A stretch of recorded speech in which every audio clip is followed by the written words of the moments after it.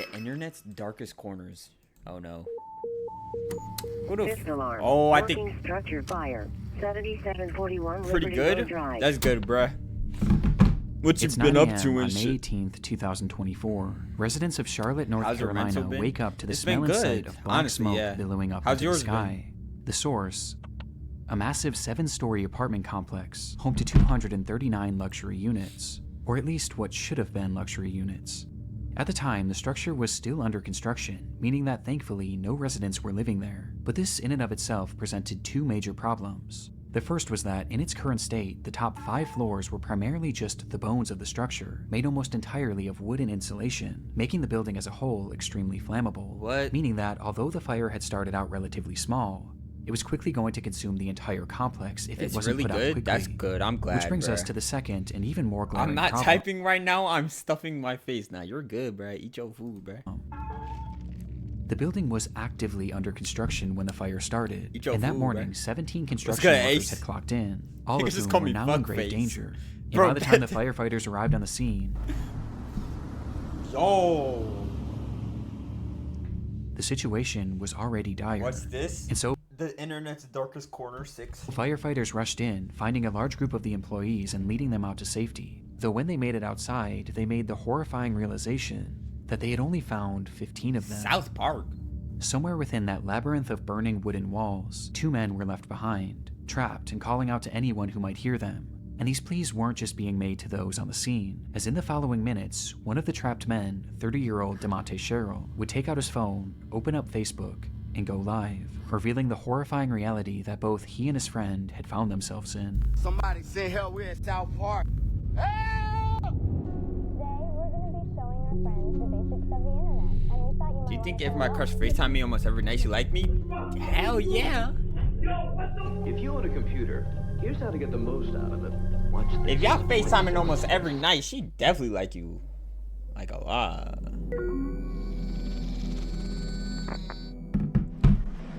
Yo, I'm at South Park right now. At work, and the building on fire, and I can't get out. The stream showed DeMonte Damn, Sherrill this and is his so friend sad. leaving home somewhere deep within the prospective apartment complex. And though the fire hadn't yet reached them, the smoke certainly had, blanketing them in a thick, impenetrable fog, not only making breathing extremely difficult, but also making it nearly impossible for rescuers to see them. Nigga just called him ugly. That's fucked up. We're gonna have to stand out here and see.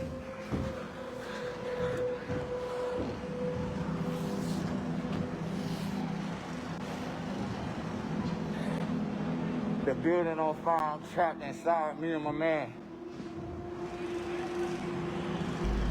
This was likely one of the reasons why DeMonte chose to start this livestream, hopeful that it could show rescuers exactly where they were. But based on the footage, their positioning was far from ideal.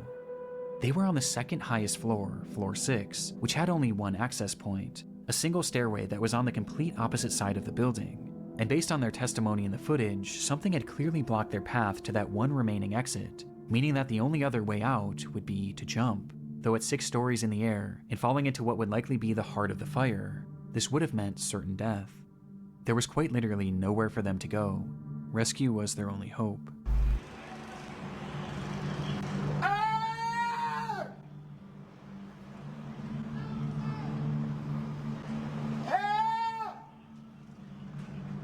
Damn, I don't even... Like, what do you even do here? Yo, this building is on fire. I'm at work. Somebody send help, we're in South Park. Seemingly realizing this, DeMonte began to grow more desperate, yelling out into the void of smoke, while Ruben can be seen in the background waving his phone flashlight. With In both that men doing situation, anything they could to help Damn, bro. rescuers It's like, damn, like, I want to fight for my life at least, my nigga. Let's go, Jayla. Jayla, Wayla, Dayla. That ugly ass emo. find them. That Before was mad sassy. Help! Oh, damn. the stream abruptly ends. Not too much on my emo, my fault. Rescuers were how aware are of the you? unfolding situation. How are on you, the my 6th hottie? story. They first tried to reach the men by using a massive Badass crane head. with a basket Ironic. attached, which Ironic. can actually be seen in DeMonte's live stream. Though in it, you can see that it's also facing the complete wrong direction, as the smoke was just that impenetrable. However, at one point, it's believed that the crane operator did actually see these men, but the blaze was I'm just too nauseous. extreme. You're pregnant, huh? You're pregnant, huh? I knew it was coming, bro. I'm good though. Leading to the operator himself having to be rescued. This left only one real option for saving DeMonte and Ruben. They were going to have to go in after them.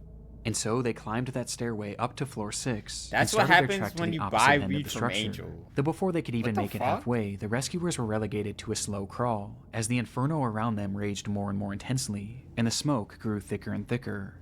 Though that's when they began to hear screaming. Eat it. Somewhere, lost in that Nigga, maze, you think Ruben and niggas is DeMonte eating? were yelling as loud as they could for help. This sound was a Yo, sign that they were Jayla, getting why close. you? Oh, because you're Though nauseous. just then, Never mind. rescuers would be met with another sound. All companies working 7741 Liberty Road Drive. Evacuate structure. Per command. Boil it All and use it as a companies substitution working for Lipton 7741 tea. Liberty Road Drive. Evacuate structure. Command all companies, this will be defensive at this time. We'll be ready for this Is site that to collapse. real? Can you actually do Everybody that? get out of the collapse zone. Confirming you are coming out, but you're not out of the building. Yes. Oh, thanks With for the the order being bit. made for all of them to Oh, evacuate, yeah. as by this point, I'm gonna take out the huzz with that one. the structure was engulfed in flames, and a collapse was imminent. The firefighters tried to call out to the two in one last attempt to guide them towards stop calling rescue, me a fuck nigga, but they bro. never came. In fact, at that point, the structure fell eerily silent. Spend it all in one place. They would I'm leave gonna that spend it structure all. without DeMonte or Ruben, and minutes later, the fire consumed that the shit look entire crazy. building, with the temperature inside reaching 2,000 degrees Fahrenheit. Damn. Before Yo, It collapsed. Alright. Bye, Jayla. it would eventually topple to the ground. And inside, DeMonte and Ruben would become the sole fatalities of this catastrophe. Damn.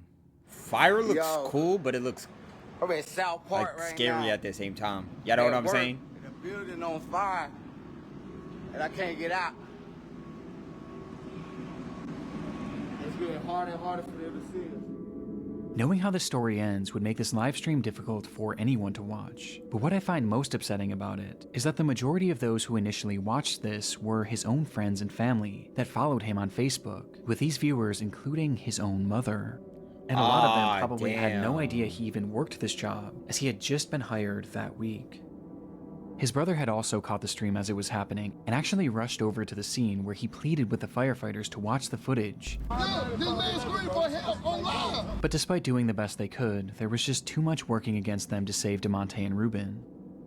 Following an investigation into the fire, it was discovered that the crew was using an organic foam insulation, which was known to be extremely flammable and produce thick black smoke. And this became deadly when the machine used to spray that insulation caught fire, sending the whole building up in flames, where they had yet to install any sort of smoke detector or alarm system to alert the crew of a fire.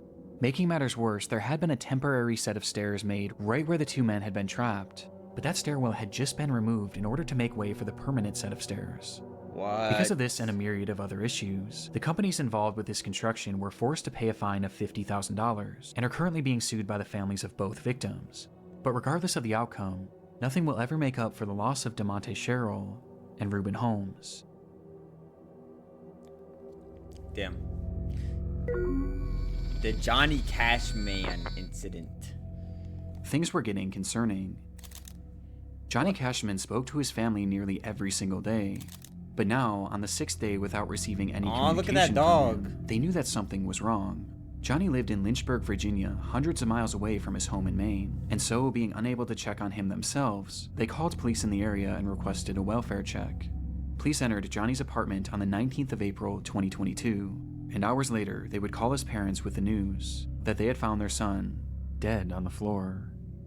According to the officers, Johnny had experienced some sort of medical event that led to GI bleeding that ultimately claimed his life. But this made no sense to Johnny's family. He was only 38 years old and had just been given a clean bill of health after a full medical exam only 4 months prior. It was so out of the blue, in fact, that they even asked if there were any signs of a struggle, or if there was any evidence that he may have taken his own life. But they were assured that there was no trauma, no drugs, and nothing suspicious found on the scene, and that, as shocking as it was, his cause of death was entirely natural, and had likely just been spurred on by drinking and tobacco use, with the only solace being that Johnny didn't suffer, as they stated that he had died instantly. Because of this, no autopsy was performed, as the case seemed as straightforward as it gets. And despite his family questioning They don't if they should always get their own perform an autopsy, they were told by autopsy? officers that it wouldn't be necessary.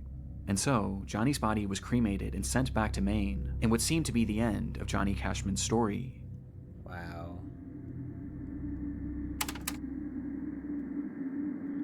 Yo, it was good. 10 days Arx. after Johnny's body was Only in cases discovered, that his seem ex-girlfriend and her suspicious. mother made their way back How to you his do, bro? apartment How in order you to do, retrieve bruh? some of her Why am I belongings. retarded? She knew that re-entering the space was going to be difficult, but ultimately there was no way she could have prepared Great. for How what was about you? waiting I'm for good, her bro. Thanks for inside. asking, bro. There was blood everywhere. It was pooled in the bathrooms, wiped on doors, spread all over the living I space, and was even found on a chair and a banister. But the most horrifying part So they saw all this blood and said nothing suspicious? There's all actually over the no living shot. space, and was even found on a chair and a banister. And they But the just most left it horrifying there. part of it all was the walls. They were covered in splattered blood, which revealed long streaking What's this genre of handprints. videos? I don't know what this would be considered, but the YouTuber's Nick Crowley. It was something straight out of a horror movie, and although Johnny's He has cause 5 of other death was parts of deemed these. natural, what they found in that apartment seemed anything but. Traumatized by what they were witnessing, the pair snapped multiple photos of the bloodshed and ran out of the unit, You're welcome. directly into Johnny's neighbor.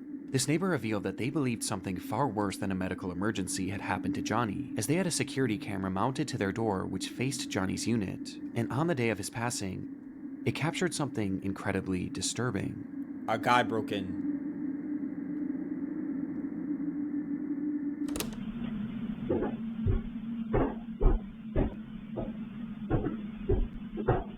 The footage shows Johnny making his way up the flight of stairs leading to his apartment at around 3:03 p.m.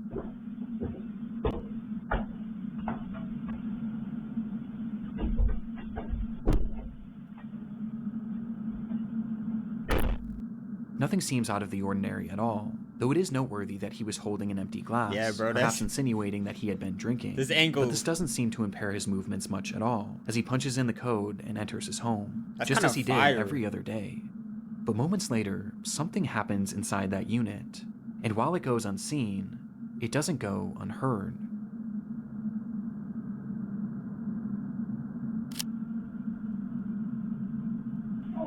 What the fuck? What are you doing?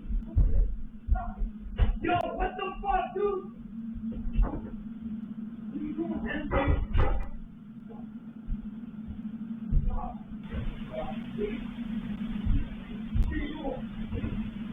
What are you doing, man? Stop. Stop.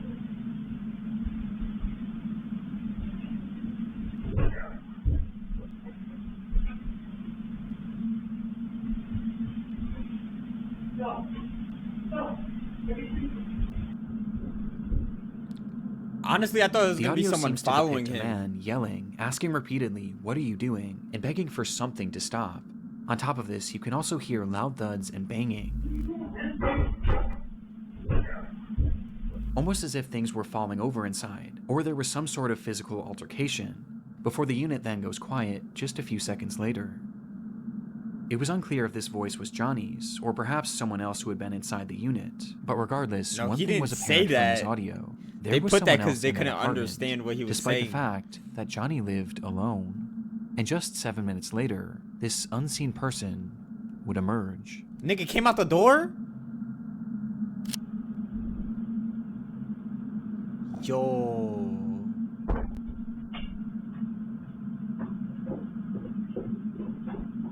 This clearly wasn't Johnny, and after leaving the unit, the anonymous man nearly makes it out of the building before he seems to change his mind.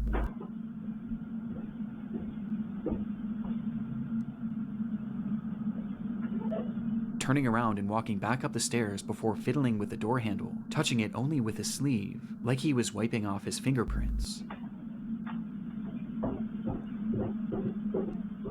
Oh fuck no. How the fuck He did then he even walks down the get stairs in the and house? stops once again. Yo, what's where good, he seems Trap? to be in How a are state you, of bro? shock over whatever had just transpired, before he composes himself and walks out of the building. But the footage wasn't quite finished yet. Fuck you mean?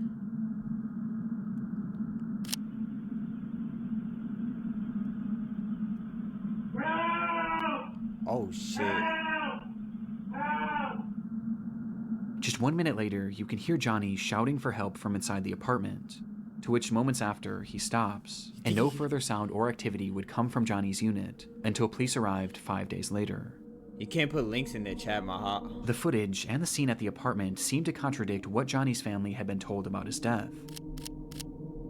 The blood all over made it obvious that Johnny's death had not happened in an instant. And this, coupled by the presence of this unknown man who was clearly distraught and wiping off his fingerprints, as well as the sound of the apparent struggle inside, seemed to point towards something much more sinister than what was initially conveyed to the family. But even with this footage, police still believed that Johnny's death was due to a medical emergency, as they quickly changed their initial story, saying that the blood spread was due to uncontrollable vomiting, and that Johnny had in fact likely suffered, at least for a short while. But this medical emergency wasn't elaborated on, as they didn't truly know what caused it, as no autopsy was ever performed, nor could one ever be performed, as by this point, Johnny was already cremated, and cremated because of the officer's initial statements. So if Johnny had actually been murdered, which the footage does seem to suggest, there was now virtually no way to prove it. And what makes this even more frustrating is that law enforcement already had this footage. It was collected that very day, and they either didn't fully look through it or didn't think that this was overly suspicious. But everyone else surely did. And soon, this video began making the rounds. He had to know some shit, huh? He knew something. He knew something, or he was beefing with a cop or some shit, bro.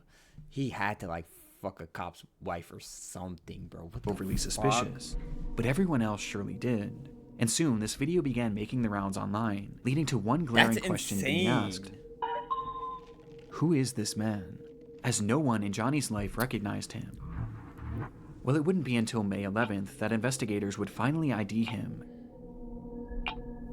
as Stephen Church. And upon being questioned, he revealed that he had moved to Lynchburg for work, but the opportunity he had lined up fell through shortly after he arrived, leaving him with no money and without a place to stay, which is when he met Johnny, who offered to let him crash on his couch. He supposedly stayed with Johnny for 3 days, and described Johnny as an alcoholic who drank constantly, including on that fateful day. When Johnny arrived home, Stephen claims that he started drunkenly yelling at him about paying rent, which led to the two getting into a verbal altercation. I'm doing but good, he insisted Trav. that this I'm glad altercation you're good, never bruh. turned physical, and that he left immediately after, to which he quickly went back to clean his prints because he was afraid that Johnny would try and have him arrested for squatting. And having already racked up 2 felonies in his life, Stephen was paranoid about going back to jail. But when Stephen was leaving, he did mention seeing Johnny hunched over the toilet as if he were going to vomit, but he claims to have left before this so-called medical emergency started. This is the gist of Stephen's account from that day, but the problem is, it doesn't really match up with what we're hearing in the video. At all. What the fuck? What are you doing? Yo, what the fuck, dude? From the footage, we can hear everything going on in that unit, but at no point do we hear any sort of an argument, nor do we hear anything about rent, with the phrases lending themselves more to a physical struggle rather than a verbal one. In fact, the whole time it appears that we're only hearing one voice. But there is an exception.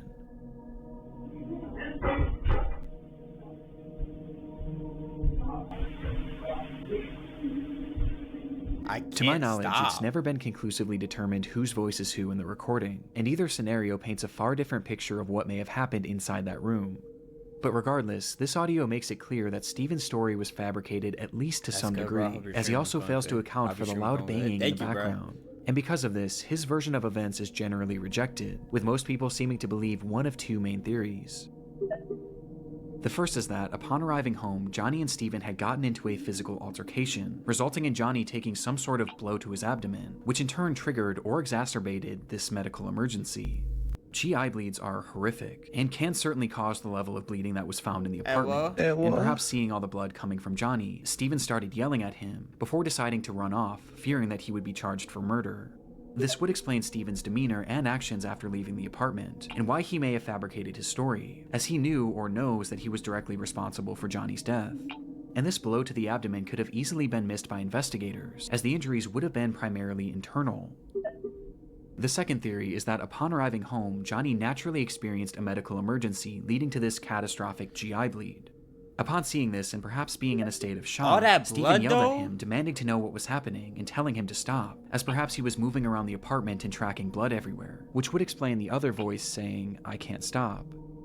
I could see how this experience would make no sense to Steven, and perhaps just having no idea what was happening, he left and tried to make it look like he was never there, as he was afraid of being blamed for whatever was happening to Johnny. And so he essentially left Johnny there to die, whether knowingly or unknowingly.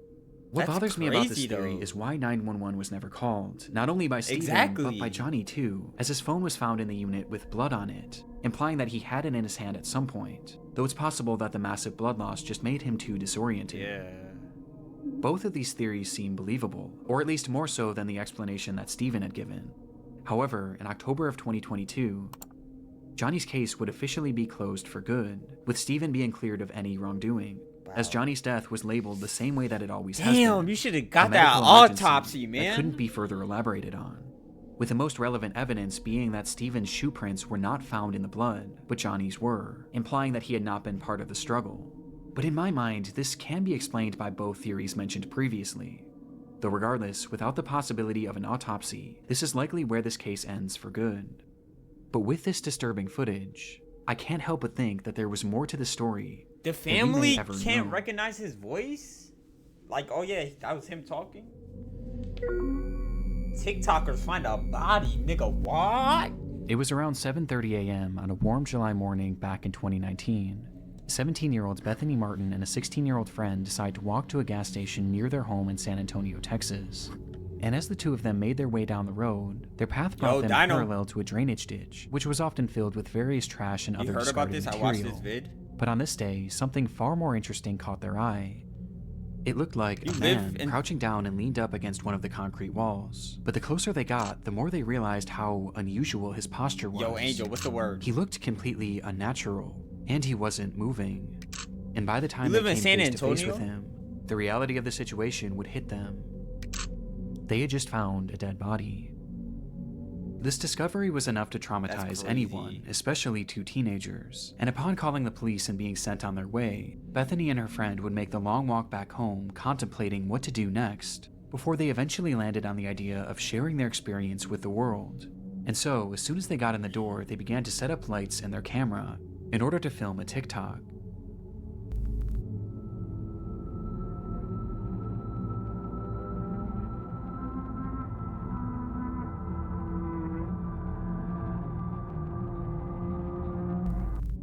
The clip showed the two sitting on a couch appearing to be in a state of shock, with the words, "Us remembering we found a dead body this morning," plastered on the screen, offering no other context aside from the description, which simply read, "I wish we were kidding, all respect to the family."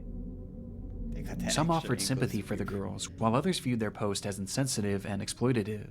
But others weren't even convinced it was real, partially due to this glaring lack of context. But any doubt of this post's legitimacy would be quickly thwarted by a discovery made not even one full day later, as it was revealed that this recording hadn't actually been the only video that these two girls had made on that fateful day. They recorded the body. On their walk to the gas station, the girls had stumbled across the body of 25-year-old Marcus Adams, with the young man having seemingly perished earlier that morning, with it being apparent that he had taken his own life. But upon finding Marcus, the girls weren't actually overwhelmed with sadness or even shock, as instead, their focus immediately went to something far different, as something on the man's body had caught their attention. His necklace.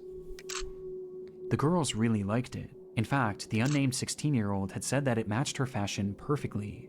And so, before police arrived, the two would once again pull out their phone and start recording, showing Bethany approaching the body with her intention being to grab his necklace, which she eventually does, removing the medallion and giving it to her friend, before tossing the chain into the grass nearby, leading to the girls running away from the scene. Yo, gang, how do you even see a dead body and think to even like go anywhere near? I don't want to touch a dead body, gang. I don't want nothing to do with that, bro. What the fuck? Nigga said I would have sold it. That shit was probably not worth the shit, bro. Before tossing the chain into the grass nearby, leading to the girls running away from the scene. The 16-year-old would then post that video onto her Snapchat story for all of her close friends to see. She posted it? I can't show the footage for obvious reasons, but it's truly awful. And just based on the audio alone, Bro, that ad Thursday? Yeah, but it's Friday now, so now it's Freaky Friday. Haha. tell that they're very obviously having fun doing this. You gotta do it now. Now or never. Here, hold me. I got it. Oh my god. Hey! Oh my god. Let's go, Raya. How you doing this shit, though?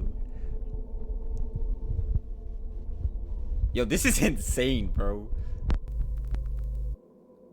There's something so uniquely disturbing about it. It's clear that upon finding the body, there was no real emotional impact on it. I thought he was gonna say they took the necklace and then she was gonna be wearing it in the video. I was about to say, nah, these are just crazy, bro. I'm good. How about you? I'm good and shit. How was your class and shit? Uniquely disturbing about it. It's clear that upon finding the body, there was no real emotional impact on them. How At do you least rob none a that nigga with outweighed their desire class? to steal from it.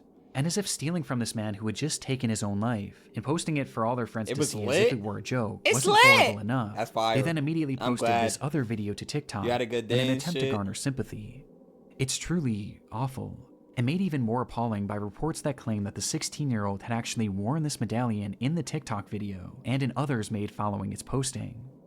And unfortunately, their actions had even more upsetting consequences, as the footage from their Snapchat story was quickly downloaded by someone What they the knew fuck is and posted action onto an app potentials? called Nextdoor, with the footage being totally uncensored. And it was on this app where it's claimed that many of Marcus Adams' own family members would see the footage, many of whom hell weren't even aware that he was no. deceased. Just one day after posting this TikTok, both girls were questioned by the police after the incident and the footage was reported to Can them. they even get charged and for as that? a result, Bethany would Oh, be shit. charged with theft of a human corpse, but would ultimately avoid any serious jail time. Meanwhile, the 16-year-old's name and charges were never publicly released, but we do know that the medallion was returned to the family. Perhaps unsurprisingly, Bethany would later come back to her TikTok page shortly after her arrest and share her side of the story, where she gave a less than half-hearted apology, while also claiming to be the victim, saying that her friend had pressured her to steal She from blamed her Marcus, as well friend? as pressured her into making that TikTok in the first place, Yo! because she thought it would be a hit. Though obviously this didn't go over well. Yo, nah, bro. You can't trust your mans, bro. Nigga, she blamed her friend? On December 20th, 1984, I couldn't be 12-year-old mad at her. You're a horny motherfucker, bro. On December 20th, 1984, 12-year-old Janelle Matthews disappeared from her home in Greeley, Colorado in the evening hours.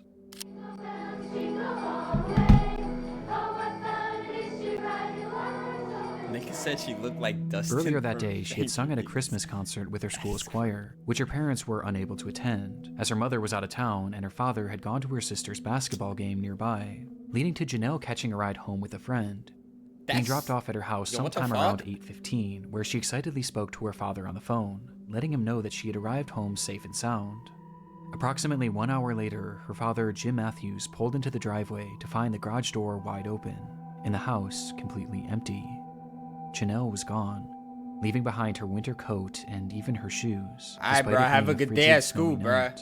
And it was within that snow that was quickly piling up that lie one of the only real clues left behind at the scene.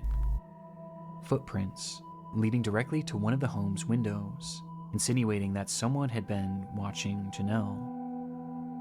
12-year-old Janelle Matthews disappeared from her Greeley home 1 month ago. Bro, how you today. just leave your Today, 12-year-old she's the victim of home a alone? kidnapping. She has not been seen or Well, I was heard left from home since alone. December Well, 20th. I probably shouldn't say Her that. disappearance became a big news story almost immediately, with the whole community and really the whole country becoming invested in the fate of this girl, thanks in large part to her being one of the They very didn't leave first her milk alone? carton kids, meaning They that her face did. and information about her disappearance was shown on countless milk cartons all across the country to get the word out. She's wearing more And as a early. result, this case became huge in the mainstream media, yeah, I guess, as even but- politicians began to make note of Janelle's story. He should with then President. No, she wasn't supposed to be at school. She was at the play. Her play finished, so she had to go home. What they should have did was told the friend's mom to sit and said, "Yo, drop her off at the basketball game that I'm at." So then she's not home alone. Ronald Reagan Now that's good mentioning the girl parenting. in one of his speeches. I learned about Jonelle Matthews of Greeley, Colorado, 5 days before Christmas. Jonelle disappeared from her home. Though even with this publicity, this didn't necessarily guarantee results. Yeah, and she soon, could have. months would turn to years. The friend's mom could have took her and to her eventually house to decades. too. Yeah.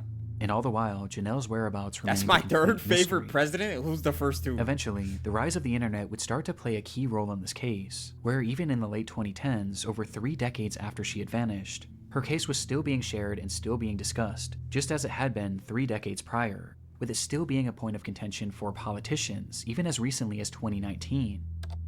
When a man running for governor of Idaho mentioned her disappearance in a Facebook post, 35 full years later. Regardless of Janelle's whereabouts, her case was still very much alive, as the world, and especially Janelle's parents, were haunted by the question, what happened to Janelle Matthews? But sure enough, in late 2019, they would finally get their answer. Was found in Weld County earlier this week appeared to bring an end to a 3-decade-long search for a missing 12-year-old girl. The Greeley Tribune is reporting they are those of Jonelle Matthews. On Tuesday, July 23rd, 2019, at roughly 4:50 p.m., a crew had been digging in an isolated field in Weld County, Colorado, in order to install a new pipeline, when they would uncover the decayed remains of a little girl. It was Janelle, still wearing those clothes that she had worn to her recital, meaning she had likely died the very day she disappeared, having been killed by a single gunshot wound to the head. Janelle Matthews had been murdered in cold blood, and almost immediately upon finding her body, the police would also zero in on their suspect. The man's name was Stephen Pankey, and at the time of Janelle's disappearance, he had been living in the same general area in Colorado. But by 2019, Stephen had long since fled the area, as after the crime, he would eventually pack up seemingly out of the blue and move to Idaho, where when Janelle's body was discovered, he just so happened to be running for governor.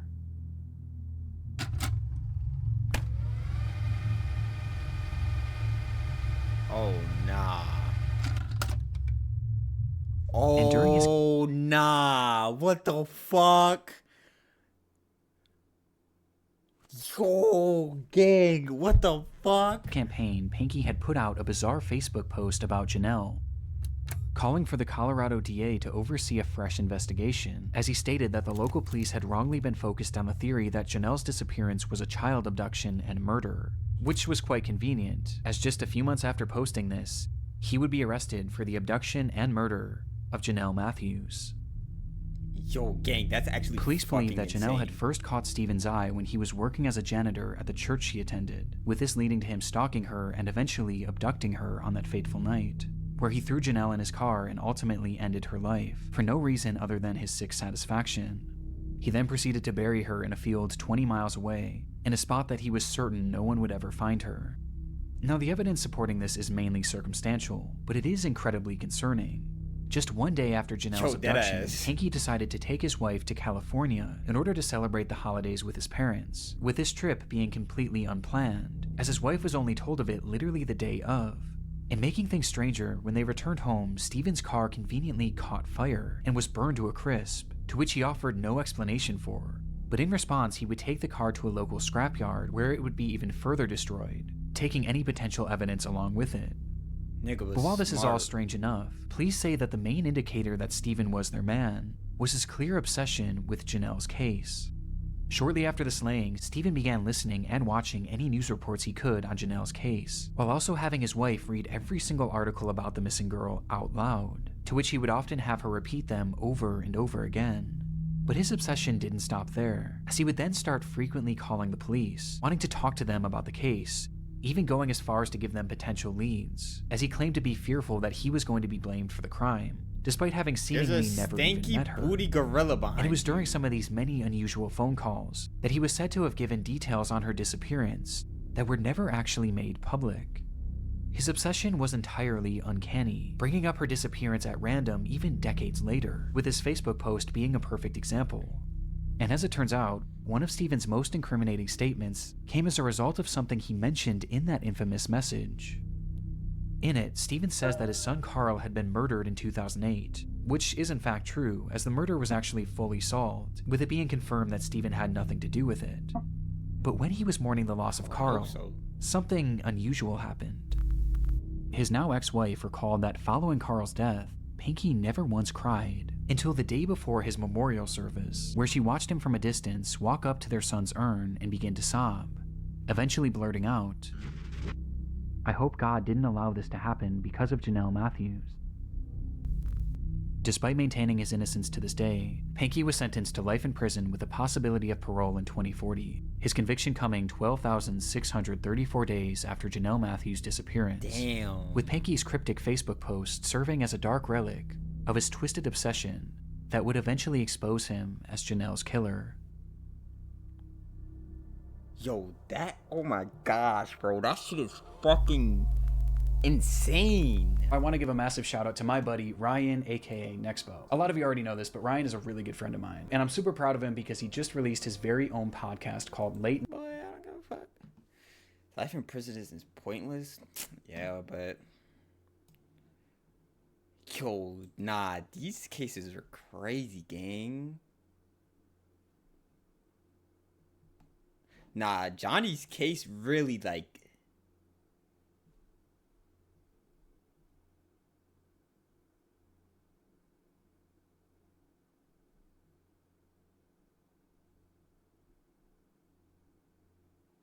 yo, oh my gosh.